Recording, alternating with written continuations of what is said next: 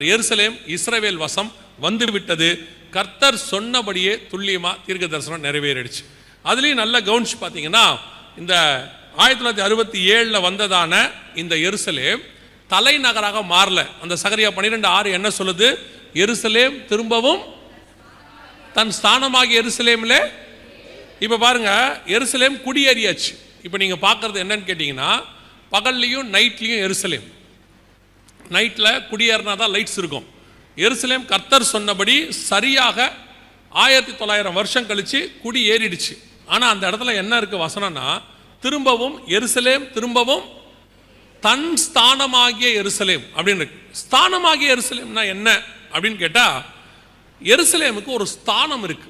உதாரணமாக நம்ம வீட்டில் கணவன் மனைவி எல்லாம் இருந்தாலும் ஆஃபீஸில் ஒரு ஸ்தானம் இருக்கும். மேனேஜரு, அப்புறம் வந்து வெளியே ஒரு ஒர்க் இருக்கும், பெயிண்டரு, எலக்ட்ரிஷியன், நம்ம ஒன்று இருக்கோம், டாக்டர், இன்ஜினியர். அந்த மாதிரி எருசலேமுக்குன்னு ஒரு ஸ்தானம் இருக்கு. என்ன ஸ்தானம்? அதுதான் மகாராஜாவின் நகரம், நித்திய தலைநகரம், எட்டர்னல் கேபிட்டல் அப்படின்னு சொல்லுவாங்க. ஆனால் எருசலேம் 1967 யூதர்கள் வசம் வந்துடுச்சு. ஆனால் தலைநகராக மாறவில்லை. அன்னைக்கு அது தலைநகராக மாறல. ஏன் மாற்றலை அப்படின்னு கேட்டிங்கன்னா, கர்த்தர் சொன்ன நேரம் வரல. கர்த்தர் சொன்ன நேரத்தில் தான் அது தலைநகராக மாறும். ஏன் தலைநகராக ஆண்டவர் எப்போ மாற்றினாரு அப்படின்னு சொல்லி பார்த்தீங்கன்னா, 2018 எருசலேம் தலைநகராக மாறியது. இங்கே இருக்கு பாருங்க. திடீர்னு ஆண்டவர் அமெரிக்காவுக்கு ஒரு ஜனாதிபதி எழுப்பினார். நல்லா கவனிங்க, இது ஒரு சுவாரஸ்யமான விஷயம். அமெரிக்காவுக்கு ஜனாதிபதியாக ரீகன் காலத்திலேருந்து, ரொனால்ட் ரீகன்னு சொல்லுவாங்க, அவர் காலத்திலேருந்து நிறைய பேர் இருக்காங்க. நமக்கு தெரிஞ்சு, எனக்கு தெரிஞ்சு, அதுக்கு முன்னாடி நிறைய பேர் இருக்காங்க. எனக்கு தெரிஞ்சு இவங்க எல்லாருக்குள்ளேயும் ஒரு காரியம் இருக்குது. என்னென்னா, அமெரிக்காவில் 2வது அதிகமாக இருக்கிற ஜனங்கள் யாருன்னா யூதர்கள். இப்போ இந்த யூதர்கள்கிட்ட ஓட்டு வாங்கணும்னா ஒரு காரியத்தை இவங்க சொல்லுவாங்க. என்ன சொல்லுவாங்கன்னா, நாங்கள் ஜனாதிபதி ஆகிட்டா எருசலேமை தலைநகராக அனௌன்ஸ் பண்ணிவிடுவோம் அப்படின்னு சொல்லுவாங்க. யூதர்களும் நம்பி ஓட்டு போடுவாங்க. ஆனால் அவங்க ஜனாதிபதி ஆனோன்னு அடுத்து என்ன சொல்லுவாங்கன்னா, நாங்கள் தீவிரமாக ஆலோசனை பண்ணுறோம், ஏற்ற காரியத்தில் ஏற்ற நேரத்தில் நாங்கள் முடிவெடுப்போம்பாங்க. செய்ய மாட்டாங்க. இதே மாதிரி அவங்க கிட்டத்தட்ட 30 வருஷம் ஓட்டிட்டாங்க. ரொனால்ட் ரீகன் வந்தார், அப்புறம் கிளின்டன் வந்தார், அப்புறம் சீனியர் புஷ்ஷு, ஜூனியர் புஷ்ஷு, அப்புறம் வந்து ஒபாமா வரைக்கும் யாருமே இதை செய்ய மாட்டாங்க, செய்யவே இல்லை. ஏன்னா இவங்க செய்யலைங்கிறத விட கர்த்தருடைய நேரம் என்ன செய்யலை, வரல. கர்த்தருடைய நாள் அன்னைக்கு தான் அது நடக்கும்னு பாருங்களேன். சரியா 2018 இஸ்ரேலுக்கு மன்னிக்கணும், அமெரிக்காவுக்கு ஜனாதிபதியாக ட்ரம்ப் போட்டியிட்டு அவர் ஜெயிச்சிட்டார். ஜெயிக்கிறதுக்கு முன்னாடி ட்ரம்ப்பும் இதே வார்த்தையை தான் சொன்னார்.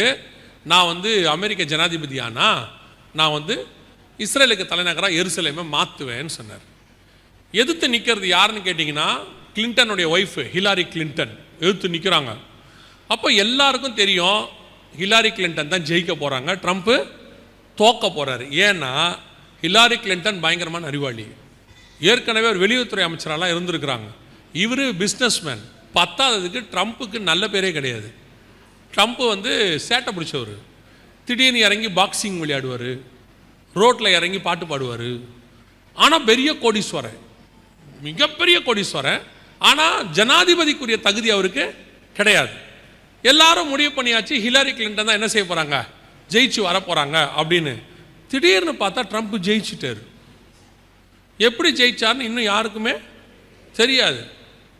அமெரிக்க மக்களுக்கே அது ஒரு அதிர்ச்சி தான், எப்படி இவர் ஜெயிச்சாருன்னு. அதுக்கு என்னென்னவோ காரணம் சொன்னாங்க. ஆனால் என்னை பொறுத்த வரைக்கும் நான் சொல்லுவேன், ராஜாக்களை தள்ளி ராஜாக்களை உருவாக்குறவர் கர்த்தர். அவ்வளோதான். 2018 சரியா இஸ்ரவேல் உருவாகி 70வது வருஷம், எருசலேம் இஸ்ரவேல் கையில் வந்து 50வது வருஷம், ஜூபிலி வருஷம். கரெக்டாக ட்ரம்ப் வந்தார்.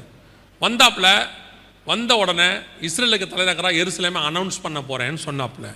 எல்லாரும் ரொம்ப அதிர்ச்சி ஆயிட்டாங்க. ஏன்னா அப்படி செஞ்சால் உலகத்தின் பகையை என்ன செய்யணும், சம்பாதிக்க வேண்டி வரும்.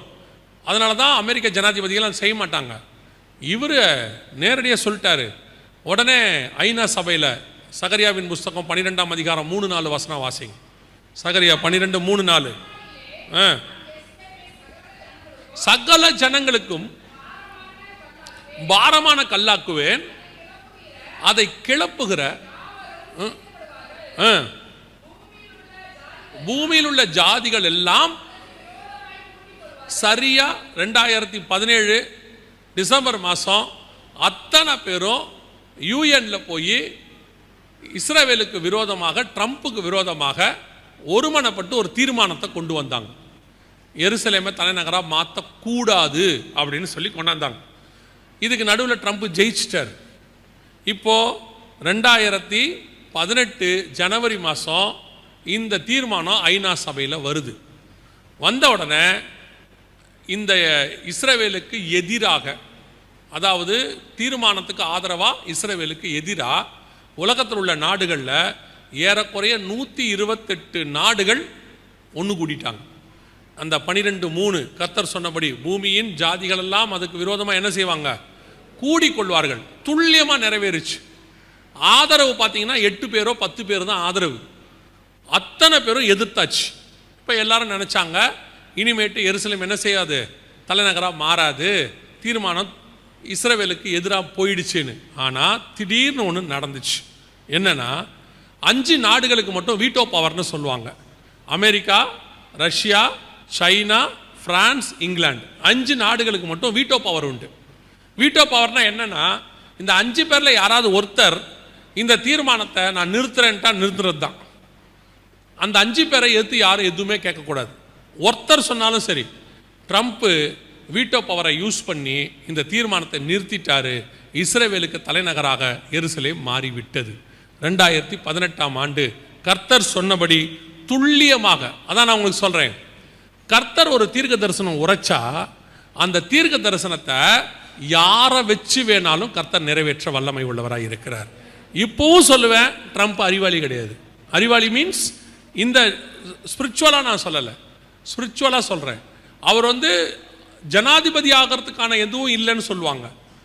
What ever it is, Trump மாதிரி ஒரு ஆள் தான் அதை செய்யணும். அதை கொண்டு வர்றது கர்த்தர் கருத்தில் இருக்குது.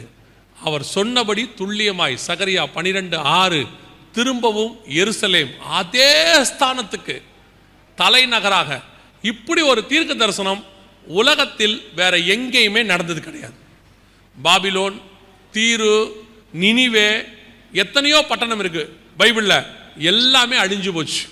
ஆனால் அவங்க காலகட்டத்தில் இருந்து ஒரு பட்டணம் 2000 வருஷத்துக்கு முன்னாடி அழிஞ்சு திருப்பி அதே இடத்துக்கு உருவாகி கேபிட்டலாக மாறுகிறது என்றால் ஒரே ஒரு பட்டணம் தான் உலகத்தில் இருக்கு. அது எருசலேம் பட்டணம் மட்டுமே. அதை சொன்னவர் கர்த்தர். அவர் காயப்படுத்துவார், அவர் கட்டும் போடுவார். அல்லேலூயா. நான் உங்களுக்கு ஒன்று சொல்கிறேன், 2000 வருஷம் கழிச்சு எருசலேமே அதே ஸ்தானத்துக்கு கொண்டு வர கர்த்தரால் முடியுமானால் உங்களுக்கு சொன்ன வாக்கு தத்தத்தையும் அதை நிறைவேற்றி கொடுப்பதற்கு கர்த்தர் வல்லமை உள்ளவராக இருக்கிறார். என்ன வேணாலும் சொல்லட்டும், அகைன்ஸ்டா இருக்கட்டும், நடக்காதுன்னு உலகம் சொல்லட்டும், ஆனால் நடக்கும்னு கர்த்தர் சொன்னா நடக்கும். அவ்வளோதான். எப்படிங்க அது நடக்கும்? எனக்கு பைபிள்லேருந்து ஒரு காரியத்தை கர்த்தர் சொல்லி கொடுத்தார். யவீருவின் மகள் செத்து போய் சில மணி நேரம் ஆச்சு. கர்த்தர் உயிரோடு கூட எழுப்பினார். நாயினூர் விதவையின் மகன் செத்து போய் 1 நாள் 2 நாள் ஆச்சு. புதைக்க அப்போ தான் கொண்டு போகிறாங்க. அவனையும் கர்த்தர் உயிரோடு எழுப்பினார். லாசரு செத்து 4 நாள் ஆச்சு.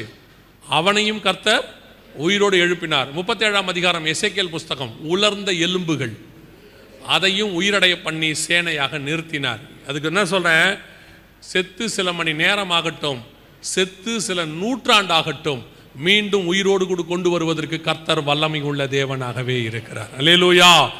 2000 வருஷத்துக்கு முன்னாடி மண்மேடான எருசலேமை அதே ஸ்தானத்தில் திரும்பி கொண்டு வைப்பதற்கு கர்த்தர் வல்லமை உள்ளவர் என்று சொன்னால், உங்களுக்கு சொன்ன வாக்கு தத்தத்தையும் மீண்டும் உயிரோடு கூட கொண்டு நிறுத்தி வைக்க கர்த்தர் வல்லமை உள்ளவராக இருக்கிறார். டாக்டர்ஸ் என்ன வேணா சொல்லுவாங்க, சில நேரத்தில் நோ சான்ஸ், கிடைக்காது, முடிஞ்சு போச்சு, அவ்வளோதான்பாங்க. இருந்துட்டு போட்டோம், அந்த ரிப்போர்ட்டை வாங்கிக்கிங்க, மறக்காம ரிப்போர்ட்டை வாங்கிக்கோங்க. டாக்டர் நீங்கள் என்ன சொன்னீங்க, உங்களுக்கு குழந்தையே பிறக்காது, ரிப்போர்ட் கொடுங்க. ஏன் கொடுத்துருங்கன்னு சொல்லுங்க, கொண்டு வாங்க, ஜெபம் பண்ணுங்க. கர்த்தர் உங்களுக்கு ஒரு மிராக்கலாக அடைக்கப்பட்ட கர்ப்பத்தை திறக்க ஒரே ஒருத்தரால் முடியும், கர்த்தரால் முடியும். செத்து போன கர்ப்பத்தில் பிள்ளை கொடுக்கவும் அவருக்கு முடியும், திறக்கப்படாத கர்ப்பத்தில் பிள்ளை கொடுக்கவும் அவரால் முடியும். மரியாளுக்கும் கொடுப்பாரு, சாராளுக்கும் பிள்ளை பிறக்கும், மரியாளுக்கும் பிள்ளை பிறக்கும். சாராள் கர்ப்பம் செத்து போனது, மரியாள் கர்ப்பம் அடைக்கப்பட்ட கர்ப்பம், அதாவது இன்னும் கன்னியாவே இருக்கிறாங்க. அந்த கர்ப்பத்திலும் பிள்ளையை கொண்டு வந்தாரு, இந்த கர்ப்பத்திலும் பிள்ளையை கொண்டு வருவாரு. தேவன் நினைத்தால் அந்த தேவன் உனக்கும் செய்ய வல்லமை உள்ளவராக இருக்கிறார். நீங்க உடனே ஐவி மெத்தட், அந்த மெத்தட், இந்த மெத்தட் போங்க, அது உங்க இஷ்டம், உங்க விசுவாசத்தின் அடிப்படை. நான் சொல்லுவேன், நீங்க ஐவி மெத்தட்ல போய் ஒரு பிள்ளையை பெற்று கொண்டு வந்தீங்கன்னா அது மெடிக்கல் குழந்தை. கர்த்தர் கொண்டு வந்து நீங்க கொண்டு வந்தீங்கன்னா அது மிராக்கல் குழந்தை. நீங்க சாட்சி சொல்ல முடியும். எதுக்கு சொல்றேன்னா, பல நேரங்களில் நான் குழந்தைக்காக மட்டும் சொல்லலை, அது பிஸ்னஸோ அல்லது எது வேணா இருக்கணும், அவ்வளோதாங்க, முடிஞ்சு போச்சு, அவ்வளோதான், வாய்ப்பு இல்லை, ஃபினிஷ், ஓவர் அப்படிம்பாங்க. அவங்க ஃபினிஷ்னு சொல்ற வரைக்கும் கர்த்தர் வெயிட் பண்ணிக்கிட்டே இருப்பாரு. நீங்க ஆண்டவர்கிட்ட போவீங்க, ஆண்டவரே ஃபினிஷ்ன்றாங்கப்பா, சொல்லிட்டாங்களா, முடிஞ்சிருச்சா, முடிஞ்சிருச்சு, இனிமேட்டு நான் ஸ்டார்ட் பண்றேன் பாரு. எனக்கு ஆண்டவர் சொல்லி கொடுத்தது ஒன்னே ஒன்று தான், கர்த்தருடைய கரத்தில் எண்டு என்பதே கிடையாது, ஒன்லி பெண்டு தான். என்னங்க பெண்டுன்னு கேட்குறீங்களா? போகும்போது எண்டு மாதிரி தெரியும், அந்த கடைசியில் உங்களுக்கும் எனக்கும் ஒரு வழி வச்சிருப்பார், அங்கே ஒரு பெண்டு இருக்கும், அதில் கர்த்தர் நம்மளை கூட்டிகிட்டு போயிடுவார். உலகத்துக்கு பொறுத்த வரைக்கும் வழி இல்லாதபடி இருக்கும், நமக்கு வழி திறக்க கர்த்தர் வல்லமை உள்ளவராக இருக்கிறார். உங்களுக்கு விசுவாசம் எப்படி வரணும் தெரியுமா? மண்மேடான எருசலேமே மீண்டும் தலைநகராக அவரால் மாற்ற முடியுமானால் என் வாழ்க்கையில் அவர் சொன்ன வாக்கு தத்தங்களை நிறைவேற்ற அவர் வல்லமை உள்ளவராக இருக்கிறார். அல்லேலூயா.